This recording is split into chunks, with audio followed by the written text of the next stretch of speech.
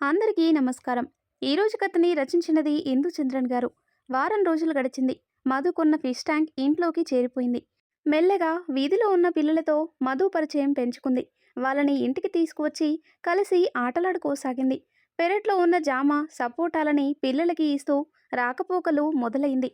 పక్కింట్లో ఉన్న ప్రభావతితో కూడా కాస్త పరిచయం మొదలైంది. మధుకి కాస్త ఖాళీ సమయం కూడా దొరకట్లేదు.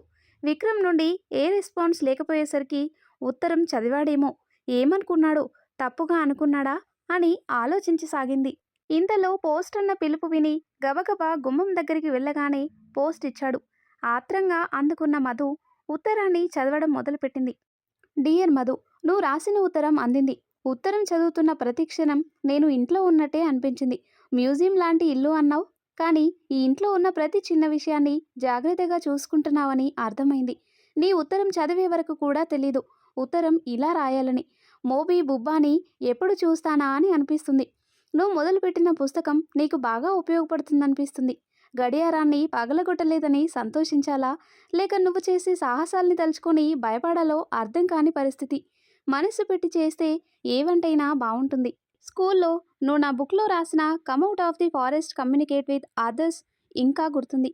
కానీ అప్పుడు నేను చూసిన మధు ఇప్పుడు కనబడట్లేదు.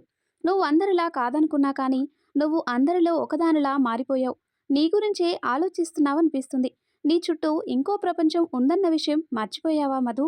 అందరిని నవ్వించే మధు ఇప్పుడు తనే నవ్వడం మర్చిపోయిందనిపిస్తుంది. అంత పెద్ద సిటీలోంచి నిన్ను మారుమూల గ్రామంలో కనీసం 30 ఇళ్ళు కూడా లేని ఊర్లో ఉంచడానికి కారణం ఏంటని ఆలోచించావా? నువ్వు ఎక్కడుంటే అక్కడ మార్పు మొదలవుతుందని. మన అందరి జీవితాలలో మన గమ్యాన్ని చేరుకోవడం ముఖ్యం. దానితో పాటు నీ వల్ల నలుగురికి మంచి జరిగితే ఇంకా బాగుంటుంది కదా. ఇన్ని రోజులు కేవలం ఇంటిని మాత్రమే చూసుకున్నావు. ఇప్పుడు చుట్టూ ఉన్న వాళ్ళ వైపు చూడు మధు. సాయం చేసే మనసున్నప్పుడు అందుకోవడానికి ఎంతమంది చేతులు చాచి ఉన్నారో తెలుస్తుంది. నువ్వు చేసి కాస్త సాయమైనా నలుగురికి ఉపయోగపడుతుంది. ఆలోచించు. ఇక్కడ వీలున్నప్పుడు చూసి ఫోన్ చేస్తాను. చెప్పడం మర్చిపోయాను, నాకొచ్చిన మొదటి ఉత్తరం కాబట్టి జాగ్రత్తగా దాచుకుంటాను. ఇట్లు విక్రమ్. మధు ఉత్తరం చదివి నవ్వుకుని మడిచి చదువుతున్న పుస్తకంలో పెట్టింది. కాసేపటికి పిల్లలు రావటంతో వాళ్లతో బయటికి వెళ్ళింది. విక్రమ్ మధుల మధ్య అప్పుడప్పుడు ఫోన్లో చిన్న చిన్న సంభాషణలు మొదలయ్యాయి. విక్రమ్ డైరీ రాయాలనుకున్న విషయాల్ని మధుతో పంచుకోవటం మొదలుపెట్టాడు. మధుకి విక్రమ్ నుండి ఫోన్ రావటం మొదలైంది. సడన్గా ఒకరోజు ఫోన్ రాలేదు. మధు ఫోన్ కోసం ఎదురు చూసి అలసిపోయి పడుకుంది. ఎందుకు ఫోన్ చేయలేదు, ఏమై ఉంటుంది అని ఆలోచించసాగింది. 2 రోజులైనా ఫోన్ గానీ ఉత్తరం గానీ రాలేదు. ఇంట్లో ఫోన్ వైపు చూస్తూ ఉండిపోయింది. కనీసం ఉత్తరమైనా వస్తుందేమో అని ఎదురు చూడసాగింది. ఏదీ రాకపోవటంతో కాస్త నీరసపడుతూ, అయినా వికీ జస్ట్ ఫ్రెండ్, అతని ఫోన్ కోసం ఎదురు చూడడమేంటి, చేస్తే మాట్లాడాలి కానీ నేనెందుకు ఎదురు చూడాలి అని అనుకుంటూ వెళ్ళిపోయింది. వారం గడిచింది. ఏ చిన్న మెసేజ్ కూడా లేదు. ఏమై ఉంటుంది అనుకుంది. కుదిరినప్పుడు చేస్తానన్నాడు కదా, చూద్దాంలే అనుకుంది. విక్రమ్ చెప్పిన మాటలు గుర్తొచ్చింది. ఒకసారి చుట్టూ చూడాలని బయటికి అడుగుపెట్టింది. 2 వీధులు, చెరో వీధిలో 15 ఇళ్ళు, అన్ని పోరిపాకలు, మట్టితో కట్టినవి. ఇంకా 80ల్లోనే మిగిలిపోయిన ఇళ్ళలా ఉన్నాయి. కనీసం వీధి దీపాలు కూడా లేవు. అసలు విద్యుత్ సదుపాయాలున్నా ఏ ఇంట్లోనూ కనీసం చిన్న బల్బైనా వెలగకపోయేసరికి ఆశ్చర్యపోయింది మధు. వీళ్ళు ఏ కాలంలో బ్రతుకుతున్నారు అనుకుంటూ ముందుకు వెళ్ళింది. వీధి చివర ఆడుకుంటున్న పిల్లలకి బ్యాగ్లో ఉన్న చాక్లెట్స్ ఇస్తూ స్కూల్కి వెళ్ళారా అంది. పిల్లలు అమాయకంగా మధు వైపు చూస్తూ ఉన్నారు. ఈడ ఈ స్కూలు ఏడ ఉండాదమ్మా, 8 మైళ్ళు పోవాలా అంది ఒక పెద్దావిడ. బస్సులున్నాయి కదా పెద్దమ్మా అంది మధు. బస్సులున్నాయి కానీ సేతిలో సిల్లరుండాలి గదమ్మా. ఈడ నుండి టౌన్కి పోయి ఇంట్లో మొగోళ్ళు పనిచేస్తే గాని పూట గడవదు. ఆ వచ్చే రూపాయలకి 3 పూట్ల పొట్ట నిండేదే కష్టం అంది ఆవిడ. మధు ఆలోచిస్తే, అందుకని పిల్లల్నిలా చదువుకోవడానికి పంపకుండా ఉంటే మీ తర్వాత మీ పిల్లలు కూడా మీలానే మిగిలిపోతారు కదా అంది మధు. ఏం చేయాల తల్లి, రెక్కాడితే కానీ డొక్కాడని పుట్టుక అంది ఆవిడ. సరే, నేను సాయంత్రం ఇక్కడికి వస్తాను. ఊర్లో ఉన్న పిల్లలందరినీ తీసుకురండి అంది మధు. చదువులొద్దు గాని ఆళ్ళకేదైనా పని ఇప్పియమ్మా అంది ఆవిడ బాధగా. ఇంతలో మరో 3 ఆడవాళ్ళు వచ్చి మధు వైపు చూస్తున్నారు. ఆ మిలిటరీ సారు పెండ్లామే ప్రభమ్మ చెప్పినాది, ఇయాల బయట కనిపించినాది. పిల్లకాయల చదువులు చెప్పిస్తా అన్నది. నేనే ఏదైనా పని ఇప్పియమన్నా అంది ఆవిడ వాళ్ళ వైపు చూసి. వాళ్ళు మధు వైపు చూసి, చదువులు వాళ్ళతోని కాదులేమ్మా, ఏదైనా పనిలో చూసి పెట్టండి అన్నారు వాళ్ళు కూడా. మధు వాళ్ళ వైపు చూసి, నాకు టైం అవుతుంది, సాయంత్రం ఇక్కడికి వస్తాను, ఎవరికి పని కావాలో చెప్పండి అంది మధు వెళ్ళిపోతూ. మధు సాయంత్రం తిరిగి వచ్చేలోపు దాదాపుగా 15 మంది ఆడవాళ్ళు, పిల్లలు కూర్చొని ఉన్నారు. మధు వాళ్ళని చూసి వాళ్ళ దగ్గరికి వెళ్ళి కూర్చుంది. ఏవైనా పని చూసారా అంది ఒక ఆవిడ. అమ్మా, తప్పుగా అనుకోకండి, మీ అందరికీ పనులు ఇప్పేస్తాను, కానీ అందరూ ముందు నా మాట వినండి, మీ పిల్లల్ని చదివించండి అంది. ఏ, నేను చెప్పలా, ఈ అమ్మ కూడా ఆ సర్కారోళ్ళు మాదిరే మాట్లాడుతాంది. చదువులు చదువులు అంటాంది. చదువులు కూడబెడుతుందా? పలక బల్పం పట్టుకుంటే కడుపు నిండిపోతాదా అంది విసుక్కుంటూ. ఆ చదువులు మాకొద్దు గాని ఏదైనా పని చూడమ్మా, ఈ బీడులు చుట్టేది, కొవ్వొత్తులు అగరొత్తులు చేసేది ఏదైనా చేస్తామంది ఇంకో ఆవిడ. అవునమ్మా అంది ఇంకో ఆవిడ. అమ్మా, మీ బాధ నాకు అర్థమవుతుంది, కానీ పిల్లలకి చదువు ముఖ్యం. రేపు వీళ్ళు మీలాగే మిగిలిపోతే ఎలా చెప్పండి? మీరు అడిగిన పనులు నేనే మీకు దగ్గరుండి తెప్పిస్తాను, కానీ పిల్లల్ని చదవనివ్వండి, వాళ్ళ మొహాలని చూడండి. మీ కష్టాలని రేపు వాళ్ళు మోయాలా?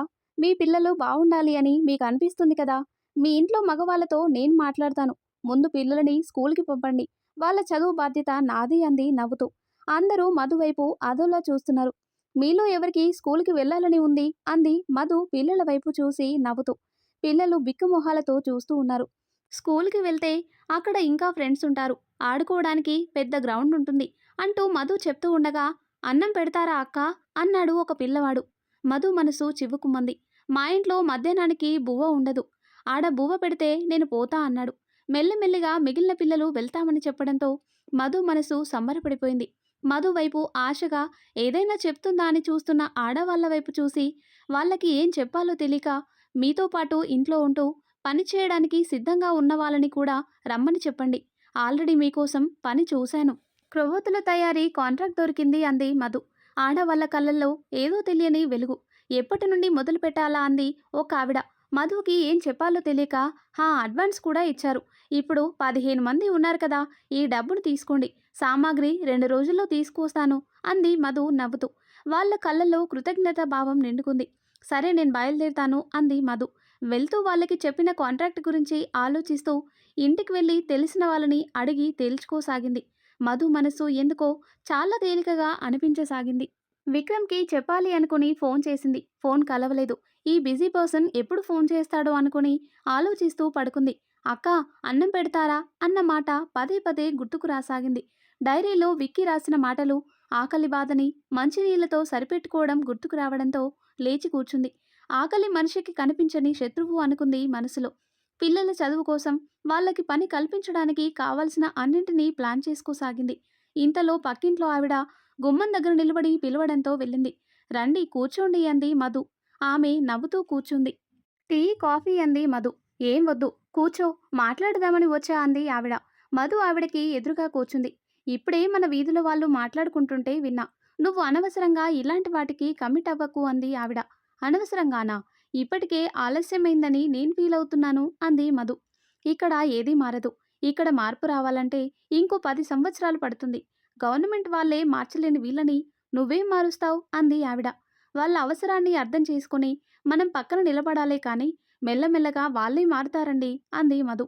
ఏమో, చెప్పాల్సింది చెప్పా, నీ ఇష్టం అంది ఆవిడ. మధు నవ్వుతూ, మీ సపోర్ట్ కూడా ఉంటే ఇంకా బాగుంటుంది, పెద్దవాళ్ళు, మీకు అనుభవం ఉంటుంది అంది మధు. ఆవిడ చిన్నగా నవ్వి ఊరుకుంది. ఆవిడ మాట్లాడి వెళ్ళిపోయింది. ఆ రోజు రాత్రి ఎంత బలవంతంగా నిద్రపోవాలని చూసినా నిద్ర రాలేదు. మెసులుతూ నిద్రలోకి జారుకుంది. ఉదయం లేచేసరికి కాస్త లేట్ అయింది. అన్ని పనులు తొందరగా పూర్తి చేసుకుని కాలేజ్కి వెళ్ళింది. క్లాస్ అయిన వెంటనే తెలిసిన వాళ్ళు ఇచ్చిన అడ్రస్కి వెళ్ళి కాంట్రాక్ట్ గురించి మాట్లాడి చివరగా ఒప్పించి ఒక చిన్న కాంట్రాక్ట్ అప్రూవ్ చేసుకుని తిరిగి ఇంటికి బయలుదేరింది. వెళ్తూ ఉండగా దారిలో స్కూల్ చూడగానే గుర్తొచ్చి స్కూల్ దగ్గరికి వెళ్ళింది. ఒక పాతబడిన స్కూల్, 3 టీచర్లు, 30 మంది కూడా లేని విద్యార్థులు. హెడ్ మాస్టర్ గది వైపుకి నడిచింది. లోపలున్న హెడ్ మాస్టర్ మధు వైపు చూసి, ఏం కావాలి అన్నాడు. సార్, మా పిల్లల్ని స్కూల్లో జాయిన్ చేయించాలి అంది మధు. తప్పకుండా కూర్చోండి అన్నాడు ఆయన. స్కూల్ స్ట్రెంత్ చాలా తక్కువగా ఉంది అంది మధు ఆలోచిస్తూ. ఇప్పుడు అందరూ ప్రైవేట్ స్కూల్కి వెళ్తున్నారు మేడం, ఇక్కడ చదువుల కన్నా ప్రైవేట్ చదువులు మెరుగ్గా ఉంటాయని వాళ్ళ అభిప్రాయం. అన్ని సదుపాయాలున్నా ఉచితంగా ఇస్తున్నా డబ్బులు కట్టి మరీ ప్రైవేట్ స్కూల్లో చేర్పిస్తున్నారు. ఇక్కడ చదివే పిల్లలు కూడా స్తోమత లేక ఇక్కడ చదువుతున్నారు అన్నాడు. నేను గవర్నమెంట్ స్కూల్లోనే చదివాను సార్ అంది మధు నవ్వుతూ. ఎంతమంది పిల్లలు మేడం అన్నాడు ఆయన. 11 మంది ఉంటారు సార్. నేను ఈ పక్కనే ఉన్న తండాలో ఉంటున్నాను అంది మధు. హెడ్ మాస్టర్ అదోలా చూస్తూ ఓ అన్నాడు. వాళ్ళకి సరైన సదుపాయాలు లేక రాలేకపోతున్నారు అంది. మిమ్మల్ని చూస్తుంటే ఆ ప్రాంతానికి కొత్తగా వచ్చినట్టు అనిపిస్తుంది. అక్కడి పిల్లలు స్కూల్కి వస్తారని, వాళ్ళకి చదువు అవసరమని అనిపించట్లేదు అన్నాడు. వాళ్ళొస్తారు సార్, నేను తీసుకొస్తాను. వాళ్ళకి చదువుతో పాటు జీవితం విలువలని నేర్పించండి. అందరూ సమానమేనని నాకన్నా బాగా మీకే తెలుసు అంది మధు. ఆయన మధు వైపు చూసి చిన్నగా నవ్వి సరే తీసుకొని రండి అన్నాడు. ఆయన మధు ఆనందంగా ఆ విషయాన్ని అందరితో పంచుకోవడానికి వెళ్ళింది. అక్కడ ఎవరూ లేకపోయేసరికి మొదట్లో ఉన్న ఇంటి దగ్గరికి వెళ్ళి ఆవిడని పిలవడంతో ఆవిడ బయటికి వచ్చింది. ఎవరూ రాలేదేంటి అంది మధు. ఆవిడ మధు ఇచ్చిన డబ్బుల్ని వెనక్కి ఇస్తూ మా ఎంటైనా పనొద్దన్నారు. మీ పిల్లగాళ్ళు ఈ స్కూలు చదువులు వద్దు అంది ఆవిడ మెల్లగా. మధుకి ఒక్కసారిగా పిడుగు పడ్డట్టు అనిపించింది. ఏమైందండి అంది మధు దిగులుగా చూస్తూ. ఇంతలో ఇంట్లో ఉన్న ఆయన బయటికి వచ్చి మీరొచ్చిన పని మాత్రం చూసుకోండి మేడం. మా ఇంటి విషయాల్లో తలదూర్చమాకండి. మాకు తెల్వదా మా పిల్లల్ని బడికి పంపించి వాళ్ళ మీద ఏవో సూది మందులు వేసి టెస్ట్ చేస్తారంట కదా. మాకు మీ సాయం వద్దు అన్నాడు. ఆయన కాస్త ఆవేశంగా. మధు కంగారు పడిపోతూ ఆయనకి చెప్పాలని చూసినా ఆయన లోపలికెళ్తూ ఆవిడని గదమాయించేసరికి ఆవిడ లోపలికి వెళ్ళిపోయింది. మధు ఆలోచిస్తూ ఇంటికి వెళ్ళి కూర్చుంది. ఏంటి నేను చెప్పానా అదే జరిగిందా అంది ప్రభావతి మధు దగ్గరికి వస్తూ. నేను తొందరపడ్డానేమో అనిపిస్తుంది. వాళ్ళకి నా మీద ఏ నమ్మకం లేకుండా ఎలా ఒప్పుకుంటారనుకున్నాను అంది మధు మెల్లగా. వీళ్ళ బ్రతుకులు మారవు మధు. మార్చాలనుకున్నా వీళ్ళు ఒప్పుకోరు అంది ఆవిడ. వీళ్ళ కోసమని కాంట్రాక్ట్ తీసుకొచ్చా. పిల్లల కోసం స్కూల్లో మాట్లాడి వచ్చా. తీరా ఇక్కడికొచ్చాక బ్రేక్ పడింది అంది మధు నిస్సత్తువగా. నవ్వుతూ సరేరా టీ తాగుదాం మాట్లాడుదాం అంది ప్రభ. మధు ప్రభతో పాటు వాళ్ళ ఇంటి ఆవరణలో కూర్చుంది. ప్రభ తీసుకొచ్చిన టీ తాగుతూ వీళ్ళని ఎలా మార్చాలి అంది మధు. అందరూ ఒక మాటకే మారిపోయి అర్థం చేసుకుంటే ఈ పోరాటాలు విప్లవాలు యుద్ధాలు ఎందుకు? అసలు ఒకరి మాటని ఇంకొకరు ఏకీభవిస్తే సమస్యే ఉండదు కదా. ఇంట్లో ఉన్న ఇద్దరికే ఒకరి అభిప్రాయం మరొకరికి నచ్చదు. అలాంటిది ఇంతమందిని మార్చాలంటే సమయం పడుతుంది మధు. నేను మొదట్లో నీలానే ఏదో చేద్దామనే వచ్చా. కానీ వీళ్ళని ఇలా చూస్తూనే గడిపేస్తున్నా. మూఢనమ్మకాలతో కట్టుబాట్లని అంటిపెట్టుకొని ఇంకా 20 ఏళ్ల కిందటి జీవితాన్నే గడుపుతున్నారు అంది ఆవిడ. అవును, వాళ్ళలో ఉన్న భయం అపోహలు పోవాలి అంది మధు. ఆ ఇంట్లో ఆడవాళ్ళు మన మాట వింటారు. కానీ మగవాళ్లే కాస్త సమయం పడుతుంది అంది ప్రభ. మారుద్దాం మీరు నేను కలిసి అంది మధు నవ్వుతూ. సరే అంది ఆవిడ నవ్వుతూ మధు చుట్టూ చూస్తూ. కనీసం ఇక్కడొక ప్రాంతం ఉందని తెలుసా? గవర్నమెంట్ స్కీమ్స్ ఉన్నాయని వీళ్ళకు తెలుసా అంది ఆమె. నేను రిటైర్డ్ ఎంఆర్ఓని మధు అంది ఆవిడ నవ్వుతూ. మధు ఆశ్చర్యపోతూ అవునా అంది. ఈ ఊరికి వచ్చే స్కీముల గురించి చెప్పి చూసా. ఏ స్పందన రాలేదు. వీళ్ళకి చెప్పి చెప్పి నా గొంతు పోవడమే తప్ప ఏం మారలేదు అంది ఆవిడ. ఎందుకని అలా అంది మధు. కొన్ని అపోహలు ఉన్నాయి అంతే అంది ఆవిడ. మీకు విక్రమ్ వాళ్ళు ఎలా తెలుసు అంది మధు.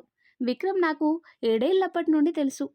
వాళ్ళ నాన్న నేను ఒకే ఆఫీస్లో పనిచేసేవాళ్ళం. ఆయన ట్రాన్స్ఫర్ అయ్యి వెళ్ళిపోయారు. కొన్నాళ్ళకి ఆయన కాలం చేశాక జయవిక్రమ్ వస్తూ ఉండేవాడు. అందరినీ అర్థం చేసుకునే మనస్తత్వం వాడిది. ఇలా అంటున్నా అని తప్పుగా అనుకోకు. నాకే గనక కూతురుంటే వాడికిచ్చి చేసేదాన్ని అంది ప్రభ నవ్వుతూ. మధు ఆవిడ మాటలు వింటూ ఉంది. ఇప్పటికి వాడు ఈ ఊరు కోసమని కొంత డబ్బు పంపిస్తూ ఉన్నాడు. వాణ్ణి ముందుండి చేయడానికి నా ఒంట్లో ఓపిక పోయింది. ఇప్పుడు నువ్వొచ్చావు. వాడిని నువ్వు సెలెక్ట్ చేసుకున్నావంటే ఇదే నీ లైఫ్లో బెస్ట్ చాయిస్ అవుతుంది అంది ఆవిడ నవ్వుతూ. మధు కూడా నవ్వుతూ వింటూ ఉంది. వాడి చుట్టూ ఉన్న వాళ్ళు సంతోషంగా ఉండాలని కోరుకుంటాడు. వాడి మనసుకు తగ్గట్టే నువ్వు వచ్చావు అంది ఆవిడ. ఆవిడ విక్రమ్ గురించి చెప్తుంటే మధు మనసులో విక్రమ్ మీద అభిప్రాయం మారసాగింది. మరి విక్రమ్ మీద మారుతున్న అభిప్రాయం ప్రేమగా మారుతుందా లేదా కేవలం ఒప్పందంగానే మిగులుతుందా అనేది నెక్స్ట్ పార్ట్లో తెలుసుకుందాం. ఎంతో ఇంట్రెస్టింగ్గా ఉండే ఈ స్టోరీ నెక్స్ట్ పార్ట్స్ కోసం ఈ వీడియో లైక్ చేసి మన ఛానల్ని తప్పకుండా సబ్స్క్రైబ్ చేయండి. Thanks for watching.